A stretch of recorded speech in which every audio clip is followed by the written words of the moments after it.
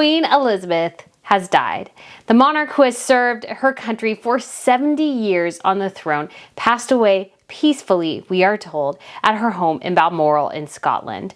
Her death is being mourned across the world as people remember and reflect on a woman who has had such a great impact on politics, culture, so many different aspects, and she's just been a stalwart symbol of continuity of history and of the British monarchy and Great Britain itself. People love the Queen. People respect the Queen.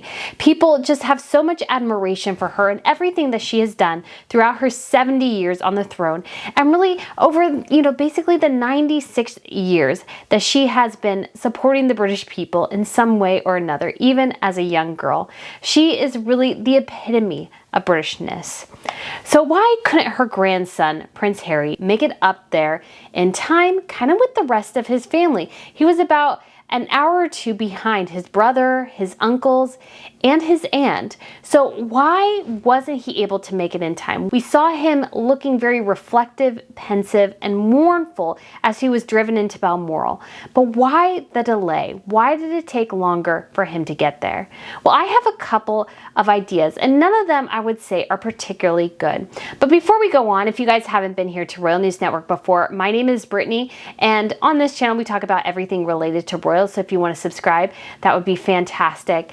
And like I said, let's just start off with and talk about Queen Elizabeth II. I mean, she is on currency. She is, people make posters of her, signs of her. Like, she is everywhere. Everybody knows who Queen Elizabeth is. I see in cars here in the United States, there's like a sticker somebody can put in the back of their car where it looks like the Queen is in the back of your car. It's kind of funny. It's kind of fun. And I just wonder, why do people do that? She is such a huge influence, and I think people across the world are just severely mourning her loss because she touches so many. She's met so many people, from prime ministers like Winston Churchill to every US president basically since, I believe it was Harry Truman. She has met so many people, seen so many eras. This has been the 20th century has been a time of fantastic change. So many things have changed. The television first debuted a bit right after she was born, and it became part of her reign. And there's just so many aspects of her life. They started off with the radio, then it became television, now it's the internet. I mean, she has seen so many eras in her long 70 years reign. And I think perhaps the best note of condolence was written by Queen Margrethe of Denmark. And she said, "To His Majesty King Charles III, deeply moved by the sad news of your beloved mother's death, I send you and Camilla my warmest thoughts and prayers. Your mother was very important to me and my family. She was a towering figure among the European monarchs and a great inspiration to us all. We shall miss her terribly. Her 70 years of reign and service to the people of the United Kingdom, the realms, and the Commonwealth are an unprecedented and remarkable achievement. We shall always remember her important contributions to their development and prosperity. During her long life, the world and your nation have changed dramatically. Throughout her reign, in times of difficult as well as positive, she has played a crucial role as a unifying figure, highly respected and deeply loved. Denmark and I are grateful for her continuous efforts to further strengthening the close and warm relations that have always existed between our two nations. God bless you both and give you strength and hope in your future life and duties." Obviously, with the death of the Queen, Charles now becomes King Charles II. And you know what? This is kind of what happens in monarchies. As the monarch dies, the next generation comes forward, and it kind of moves along in a bit of a quick process. But I just love the words of Queen Margrethe and really exemplifying that, even among the European monarchs, of which there are many, and there have been several actually abdications, kind of both forced and volunteer, that have happened the last couple of years in Europe. And so there are a couple of younger monarchs there, but Margrethe is just celebrating her 50th year on the throne. The King of Sweden will celebrate his 50th year next year. So there are just only a few who really truly understand her achievement, her longevity, and what it's meant to serve your country for years and years, and how that is both a duty, a privilege, but also sometimes challenging. And the ability to lead your people, I think, is an incredible gift. And I think the Queen really exemplifies this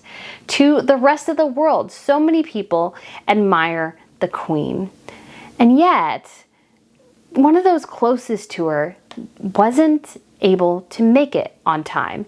And you could say, well, maybe that was by design, but it looked like there was enough room on the RAF flight that Prince William, the Duke of York, so that's Prince Andrew, Prince Edward, the Earl of Wessex, and Sophie, the Countess of Wessex, were able to get on about an hour or two before Harry. So why wasn't Harry on that plane?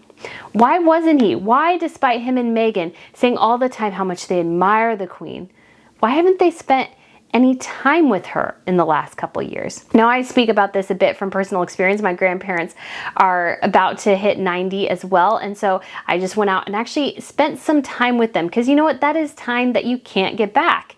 And you look at especially the picture of the Queen, Philip, and their great-grandchildren that was taken a couple of years ago. Prince Louis is just a baby. And you got to wonder, I'm sure there are more pictures out that like there. I hope the royal family shares some of those more private pictures, because it just gives us an insight into their lives. But there will never be a picture like that for Archie and Lily. There will never be kind of that moment where they're all gathered together in the presence of the Queen. And why is that? I think it is kind of tied to Prince Harry and kind of the confusion about his trip up to Balmoral. Because when we were told that the Queen was kind of gravely ill, I mean, we weren't told in those words, but it was apparent that was something seriously, seriously wrong. Prince Harry and Meghan, through their spokesperson, said they were coming to Balmoral. Well, you know, there was time, and I was like, kind of, you know, checking your watch, waiting. They didn't arrive, and then all of a sudden we get this notice, it's just Harry coming. And I don't think that change was something that Harry and Meghan necessarily perhaps wanted, or specifically Meghan. And I'm wondering if the delay in Harry's flight was that there was kind of an argument or a discussion or frustration over the fact that Meghan was told, no, you are not welcome to come here during this time. And I understand why they did that. They do want Harry there. He's still a counselor of state. He's still a family member. So I understand why Prince Harry came. However, I also understand why the royal family would not want Meghan there. She has been, in many ways, the catalyst for Harry and his separation from his family. Now, regardless, you could say, well, you know, it wasn't totally Meghan's fault. It was Harry's decision. Harry chose to be separate from his family. But again, I just don't think that totally washes, because kind of the reason we are told is that the royal family is terribly toxic and that Harry and Meghan needed to get out of that situation. And yet they constantly praise the Queen, yet seem to never want to visit her, or when they did, they kind of had ulterior motives. Apparently when they visited her in April, right before going to the Invictus Games, part of the reason was to advocate and push for them to be seen on the balcony with the rest of the senior members of the royal family. And although Harry and Meghan are rather high in the line of succession, or I should say Harry is rather high in the line of succession, the purpose of the balcony is to reflect the continuity of the monarchy. And Harry and Meghan voluntarily decided they didn't want to do that. Now, part of it is they wanted this half in, half out scheme, and the monarchy said, well, no, you can't have that. That was a bit of their frustration. But still, the palace, you know, said, well, you can come, but you just can't be on the balcony. You can't be seen with the other family members at the kind of the big events, really. They came to the church service, but they didn't go to the pageant. They didn't go to the concert. And it was very much something where you could just tell Harry and Meghan were trying to, again, separate themselves from the rest of the royal family. And then during that trip, they, to the Platinum Jubilee, they met with the Queen, but my understanding is that that meeting was rather short. And part of the frustration, perhaps apparently, is that they wanted to get a picture of their daughter, Lilibet, with the Queen, because Lilibet was her nickname, and Lilibet. They wanted to bring the two of them together. However, they also wanted to bring a photographer. And the palace and the queen, I think, rightly said no. Because again, they don't know what's going on behind the scenes with Harry and Meghan. And they also know that Netflix is involved and that anything Harry and Meghan do could be featured in a Netflix documentary or in Harry's forthcoming memoir. So again, why was Harry late?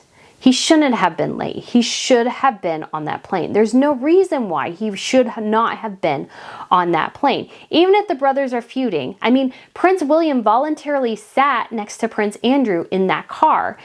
I think one of the most critical images to reflect how grave the situation was, and that perhaps the Queen had even already passed away at this point because they got there quite late in the afternoon, is that it was William, Andrew, Edward, and Sophie in that car and nobody else. There were no royal protection officers, no one else. It was just family.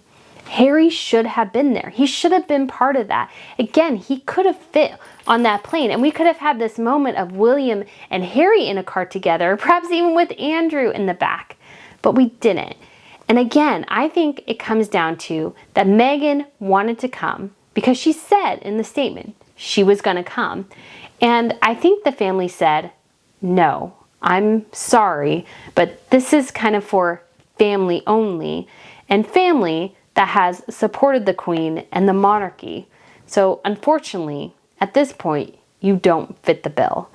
And I imagine that would be difficult for Harry. And I just wonder if that caused kind of a fight between them because Meghan wanted to go and Harry told her, well, no, my family said no, and I really want to go. And that delay, that crucial delay, meant that he missed out on perhaps a moment in history where the Queen passed away surrounded by her children and William, and Prince Charles and all of them around officially recognized Prince Charles as the new king, swore fealty to him, and the monarchy started moving forward.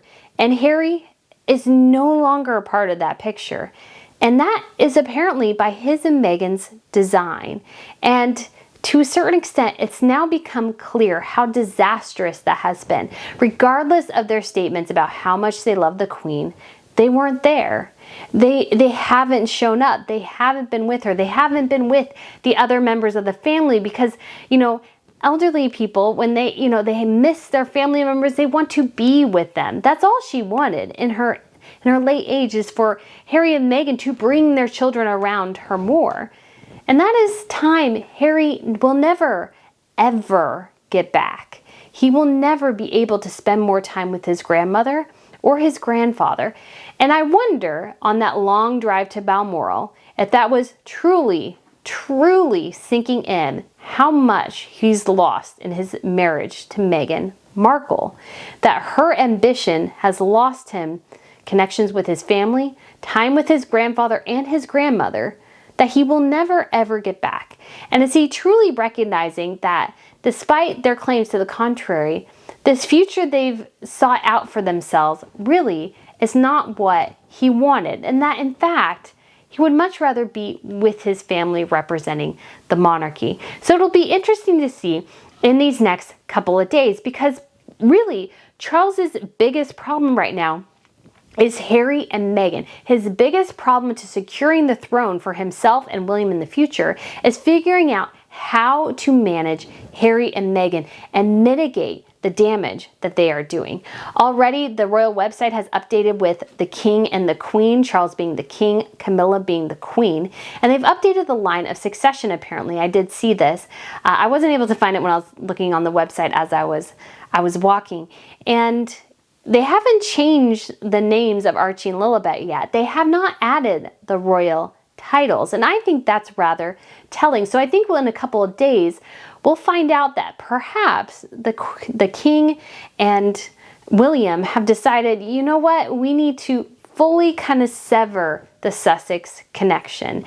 And at this point, there's just no reason not to, because Harry and Meghan haven't given them a reason to keep it. They've drawn the line in the sand. They said, we are separate, we're doing our own thing. And the monarchy at this point is just going to have to be kind of like, well, fine. That's your decision. So anyways, guys, let me know what you think. Obviously, this is a bit more of a somber video. I'm planning on doing a video tomorrow as we get more information about the state funeral. Charles, we anticipate getting a speech from him as well.